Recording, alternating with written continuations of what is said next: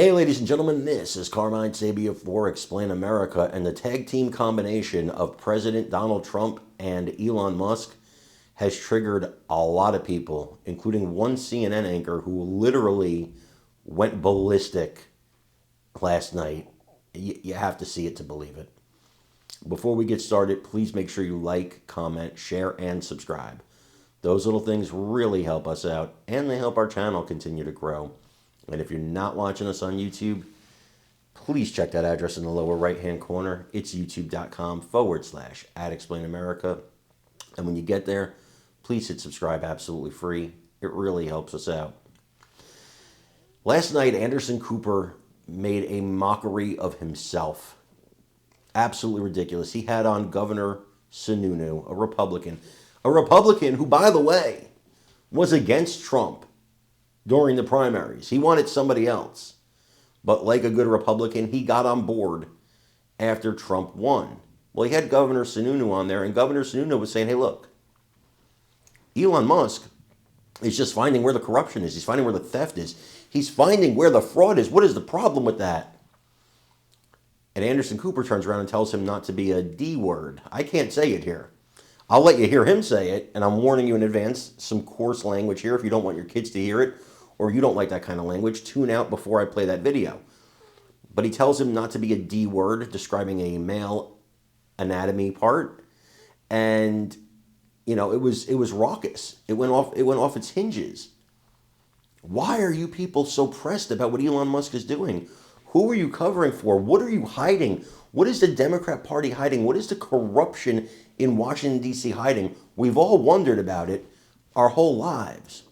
That's why you're here. It's why you're watching conservative news, because you've been wondering about it your whole life too. Same as I have, same as everybody has. How does somebody go into Congress with no money, make $174,000 a year, and come out a multimillionaire? How does that happen? What is the magic trick? Maybe they are magicians. Maybe it's a Congress full of magicians. I don't know. I'm not casting aspersions, but I sure as heck would like to know the answers. So would Elon Musk. So would President Donald Trump. But apparently not Anderson Cooper. I want you to watch this video and let me know what you think in the comments. Issues that impact Americans, and it gives him somebody to kind of pass off the blame to. Governor Sununu, was it strange to see?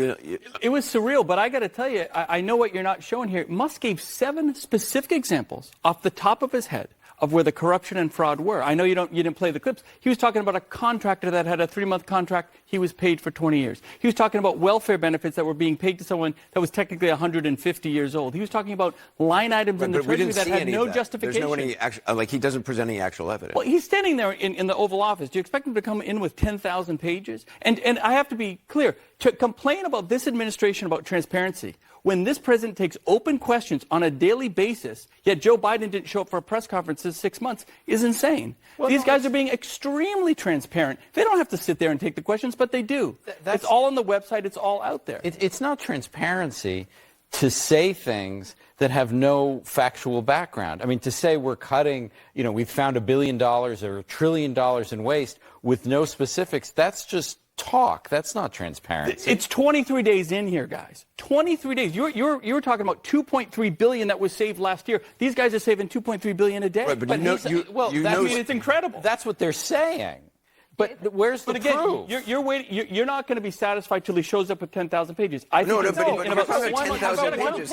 Yeah. He's giving very specific things, yes, but he's not actually giving any evidence of that. It's all going to come, because what they also said was, if we have to go to Congress, we'll go to Congress. Right, but we'll show where it is. Some of the details that have come out, like the $59 million spent on luxury hotels, it's actually not. You're talking about the FEMA money that was abused for migrants. Yeah. FEMA money for migrants, that's okay now? No, I'm not saying it's okay. I'm not saying it's okay. Don't put words in my mouth. So would you stop that? Would you stop that process? Don't be a dick. What I'm saying is the portrayal by him is just not factually accurate. Well, He's talking about luxury hotels. I'm not as big. Look, I was in Hurricane Until he Katrina. sends you a I saw personal what text, FEMA you're does. not going to believe it. I get it. I think the issue, too, is these are congressionally appropriated funds. I think you and I as conservatives could look for a lot of things in the federal budget we would be more than happy to see done away with. But I think that there have been things that have been presented as one thing and then turn out to be something that very different. The condoms to Gaza, the first time I heard that stated, I knew that wasn't true. It doesn't take an expert to know that we're not doing that. And then we've got this example of Politico allegedly spending $8 million. That just simply wasn't true. So I think what people want is, yes, it's fine to tweet it out, but explain why we're cutting it, what it is, and if it's taking away a good or a service from the public, what is backfilling it so that people aren't going to be losing something they need. And I'll just add, I give him credit for this. He said, look, we're going to make mistakes. He said, we're not going to bat 1,000 here. We're going to make mistakes, and we